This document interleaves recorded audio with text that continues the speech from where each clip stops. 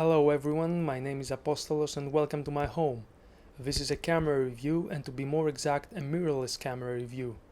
It is about Panasonic Lumix G6. I've been having this camera for almost a year now and I would like to tell you a few things about how it performs not only as a stills camera but also as a video one. Furthermore, I'm going to compare it side by side with another interesting camera, the Panasonic GH4. If you find this review useful, please like, comment and subscribe. The Lumix G6 looks like a mini DSLR. It feels very light but well built. However, it is not weather sealed like GH4. Body only weighs 390 grams including the battery, whereas GH4 weighs 560 grams. On the top right surface of the body we find the mode dial, the shutter release and buttons for movie recording, intelligent auto and a rocker lever. With this lever you can adjust the motorized zoom on lenses, but you can also adjust the aperture or the exposure compensation. On the back right of the body there is a traditional thumb dial that is dual purpose. If you are in aperture or shutter priority, the dial adjusts the f number and shutter speed respectively. If you click it once, however, it adjusts the exposure compensation. If you are in manual mode, the thumb dial can either adjust the aperture or shutter speed. On the right side, next to the screen, there is a four-way dial which can be used for navigation. It also gives direct access to white balance, ISO, AF area and drive mode. There are 7 function buttons, 5 physical and 2 on the touchscreen. On the front of the camera and below the letter G you will find a 3.5mm microphone input, which was absent in the previous model. On the right side you will find a 2.5mm socket for wired remote control, a mini HDMI port and a USB/AV output. On the top there is a pop-up flash with a guide number of 10.5 at 160 ISO. Unfortunately, the fastest sync speed is 1/60th of a second. Panasonic GH4 on the other hand is much larger than G6 and looks like a small DSLR. It feels very solid and has a nice grip. On the top right surface of the body you find 3 buttons which offer access to white balance, ISO and exposure compensation. On the upper left of the camera there is dedicated drive mode dial. On the rear and above the screen there is a focus mode controller, and on the right of the screen there is an additional control wheel which serves as a 4-way dial. GH4 has 10 function buttons, 5 physical ones and 5 on the touch screen. On the left side of the body you find a 3.5mm mic input, a 3.5mm headphone jack and an AV/USB output and a micro HDMI port. On the right side there is a 2.5mm socket for the optional cabled remote control. Underneath the body are 2 sockets for communications with the optional battery grip and optional DMW YAG interface unit. GH4 uses the DMW BLF19E battery rated at 1860 mAh, which lasts for about 500 shots under SEPA conditions. The DMW BLC12E battery in G6, however, lasts for only 360 shots and is the same as the one used in the previous model. G6 has a fully articulated screen with a 3-inch diagonal.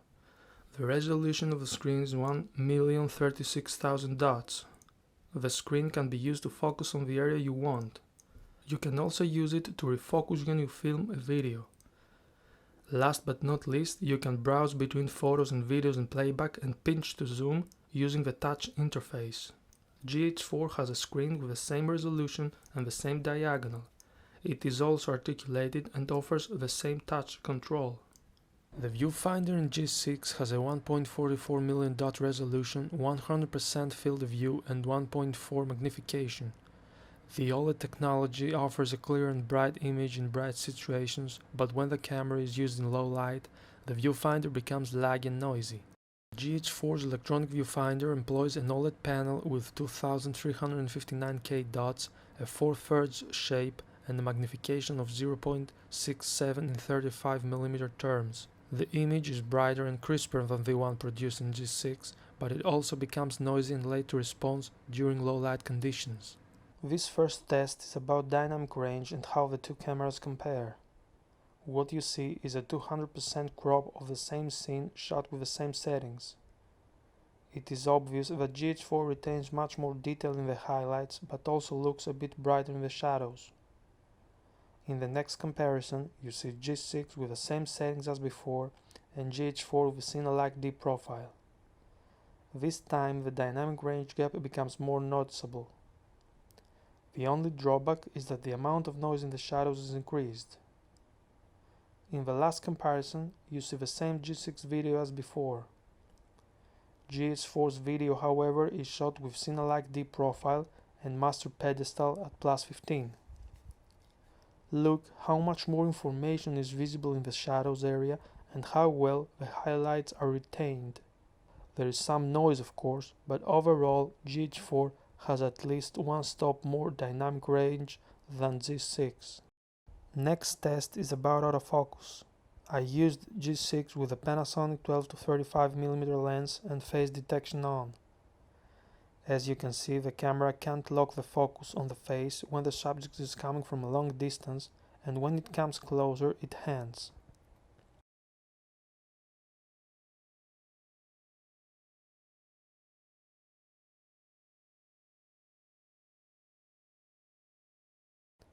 Next video was shot with GH4 and the same lens. All settings were exactly the same.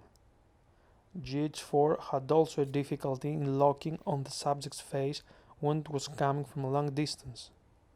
When the face was closer to the camera, it did a better job, but far from perfect.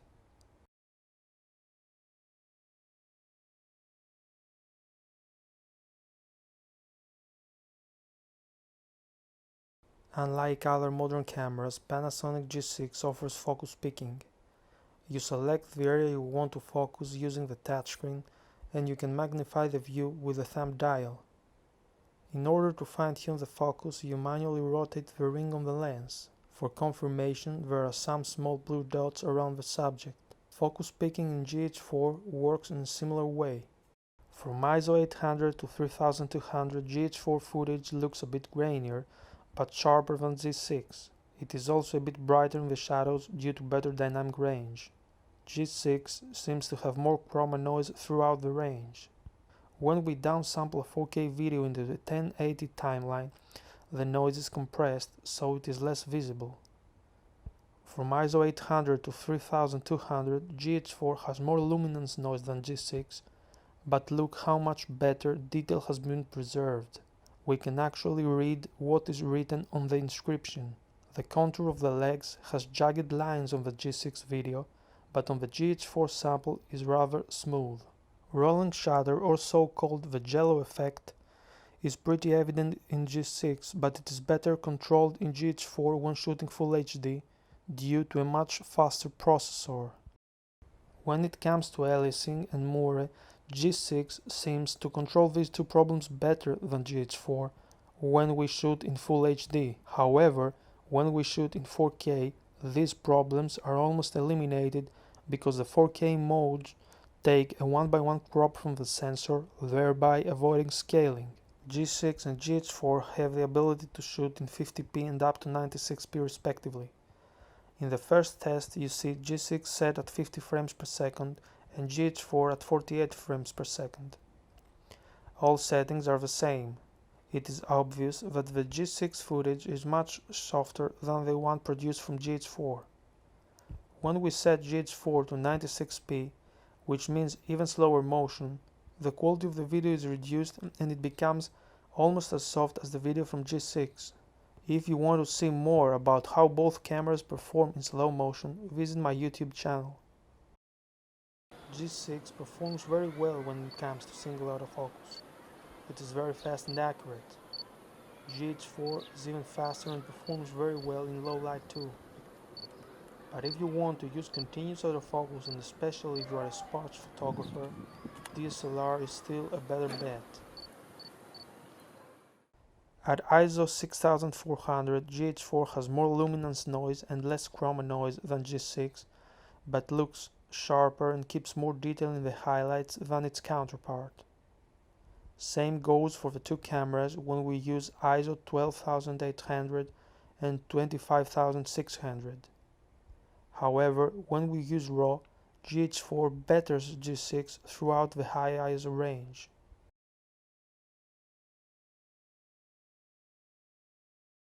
To sum up, I have to admit that Panasonic G6 is a very capable camera, good for stills but even better for video. Fast autofocus, full manual control in video, focus picking, microphone input and Wi-Fi NFC are just some of the great features of this little camera. But the question is how it compares against the new flagship from Panasonic, the GH4, and is it worth the upgrade? Well, if you don't want to spend a lot of money and you are looking for a nice all-around camera, then G6 is the answer. If, however, you want to step up your game and add 4K video, higher bit rates, 12 frames per second burst mode, zebras, weather-sealed body, and higher dynamic range, then GH4 seems the right answer. GH4 is without doubt a very useful tool for cinematographers.